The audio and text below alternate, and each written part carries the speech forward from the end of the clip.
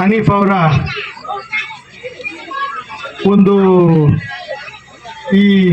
ಅವರು ಈ ಕಾರ್ಯಕ್ರಮ ಈ ಒಂದು ಕ್ರೀಡಾಕೂಟಕ್ಕೆ ನೀವು ಬರಬೇಕಂತ ಹೇಳಿ ಕರೆದ ಕಾರಣ ನಿಮ್ಮ ಈ ಟೂರ್ನಮೆಂಟ್ಗೆ ಬರಲಿಕ್ಕೆ ಅವಕಾಶ ಆಯಿತು. ಅದಕ್ಕೆ ಮೊದಲನೇದಾಗಿ ಅವರಿಗೆ ನಾನು ವಂದನೆಯನ್ನು ಸಲ್ಲಿಸ್ತೀನಿ. ಯಾಕೆ ಅಂತ ಹೇಳಿದರೆ,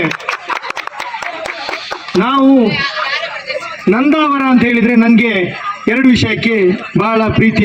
ಯಾಕೆ ಹೇಳ್ತೀನಿ, ಒಂದು, ನನ್ನ ಅಜ್ಜನವರ ಮನೆ ಇಲ್ಲಿ ನಂದಾವರದಲ್ಲಿ. ನೀವು ಕೇಳಿದ್ದೀರೋ ಇಲ್ಲೋ ಗೊತ್ತಿಲ್ಲ, ಅಮ್ಮೆಂಬಳ ಬಾಳಪ್ಪರ ಅಂತಿದ್ರು, ಸ್ವತಂತ್ರ ಹೋರಾಟಗಾರರು. ಅವರ ಮೊಮ್ಮಗ ನಾನು. ನಾವು ರಜೆ ಇರುವಾಗ ಶಾಲೆಗೆ ಇಲ್ಲಿ ಬರ್ತಿದ್ದೆವು ಅಜ್ಜಿ ಮನೆಗೆ. ಹಾಗೆ ಈ ನಂದಾವರ ದಾರಿ ಇದೆಲ್ಲ ನನಗೆ ನೆನಪಿದೆ. ಇನ್ನೊಂದು ವಿಷಯ, ಯಾಕೆ ಈ ನಂದಾವರದ ಪರಿಸರ ಅಂದರೆ ನಮ್ಗೆ ಇಷ್ಟ, ಎಲ್ಲಿ ಕೂಡ ಕೋಮು ಗಲಭೆ ಆದರೂ ಇಲ್ಲಿ ಯಾವುದೇ ಕೋಮು ಗಲಭೆ ಇಲ್ಲ.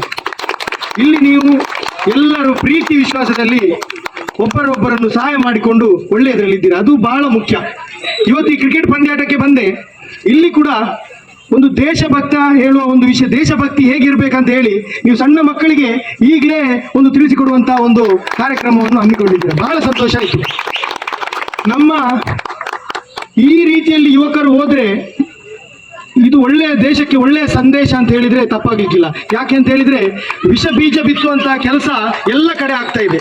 ಈ ವಿಷ ಬೀಜವನ್ನು ಮೆಟ್ಟಿ ನಾವು ಈ ನಂದಾವರ ಪರಿಸರದ ಯುವಕರು ಒಳ್ಳೆಯ ಕಾರ್ಯಕ್ರಮವನ್ನು ಹಮ್ಮಿಕೊಂಡಿದ್ದೀರಾ. ನಿಮಗೆ ವಂದನೆಗಳು, ಅಭಿನಂದನೆಗಳು.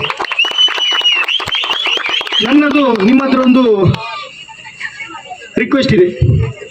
ನೀವು ದೊಡ್ಡವರಿಗೆ ಹೇಗೆ ಸಹ ಕ್ರಿಕೆಟ್ ಪಂದ್ಯಾಟ ಮಾಡ್ತಿದ್ದೀರಿ, ಬಹಳಷ್ಟು ಸಣ್ಣ ಮಕ್ಕಳಿದ್ದಾರೆ, ಅವರ ಹತ್ರ ಕೂಡ ಪ್ರತಿಭೆ ಇದೆ.